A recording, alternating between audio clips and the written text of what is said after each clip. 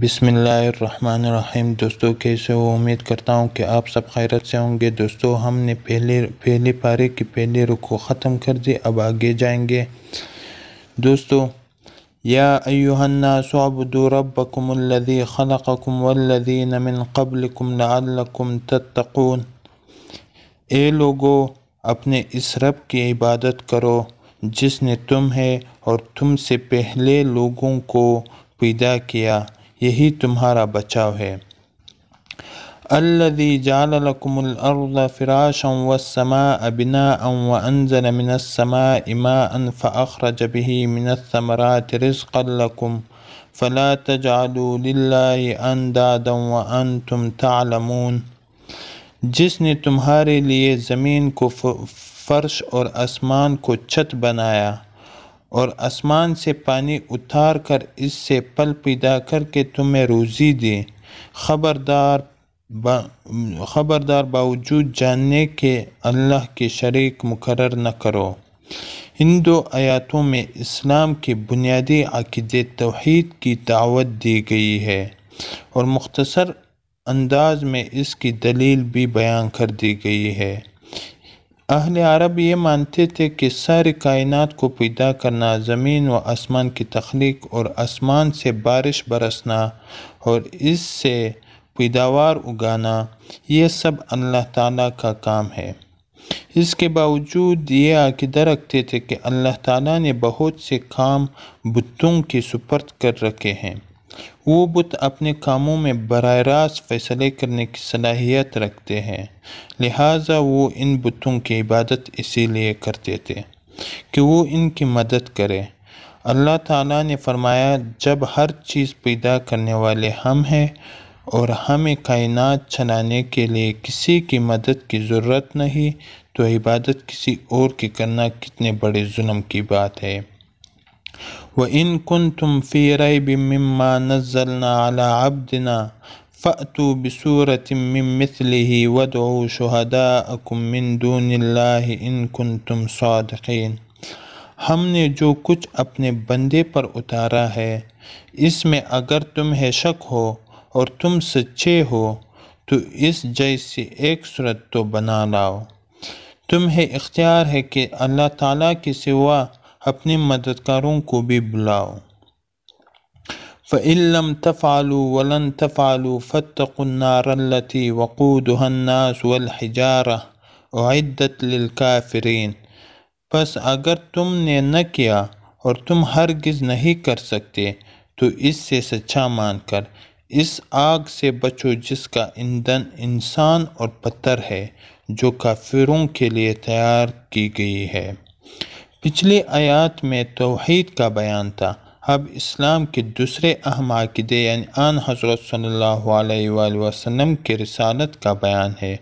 اور عرب کے جو لوگ قرآن پر ایمان لانے کے بجائے یہ الزام لگاتے تھے کہ حضور صلی اللہ علیہ وآلہ وسلم شاعر ہے، نعوذ باللہ، اور انہوں نے اپنی طرف سے یہ کلام بنا لیا ہے، انہیں زبردست چیلنج دیا گیا ہے کہ اگر ایسا کلام کوئی انسان بنا سکتا ہے تو تم بڑے فصیح و بلیغ ہو، تم سب مل کر قرآن جیسی کوئی ایک صورت ہی بنا کر لے آؤ۔ ساتھ ہی قرآن نے دعویٰ کیا ہے کہ تم سب مل کر بھی ایسا نہیں کر سکو گے۔ اور واقعہ یہی ہے کہ اہل عرب جو اپنے زبان و ادب پر ناز کرتے تھے، ان سب کو اس چیلنج کے بعد سانپ سونگ گیا اور کوئی شخص یہ چیلنج قبول کرنے کے لیے آگے نہ بڑھا۔ بڑے بڑے شاعروں اور ادیبوں نے اس خدائی کلام کے آگے گھٹنے ٹیک دیے اور اس طرح حضور صلی اللہ علیہ وآلہ وسلم کی رسالت اور قرآن کریم کی سچائی روز روشن کی طرح ثابت اور واضح ہوئی۔ وَبَشِّرِ الَّذِينَ آمَنُوا وَعَمِلُوا الصَّالِحَاتِ أَنَّ لَهُمْ جَنَّاتٍ تَجْرِي مِن تَحْتِهَا الْأَنْهَارُ كُلَّمَا رُزِقُوا مِنْهَا مِنَ الثَّمَرَاتِ رِزْقًا قَالُوا هَذَا الَّذِي رُزِقْنَا مِن قَبْلُ وَأُوتُوا بِهِ مُتَشَابِهًا وَلَهُمْ فِيهَا أَزْوَاجٌ مُطَهَّرَةٌ وَهُمْ فِيهَا خَالِدُونَ۔ اور ایمان والوں اور نیک عمل کرنے والوں کو ان جنتوں کی خوشخبریاں دو جن کے نیچے نہریں بہہ رہی ہیں۔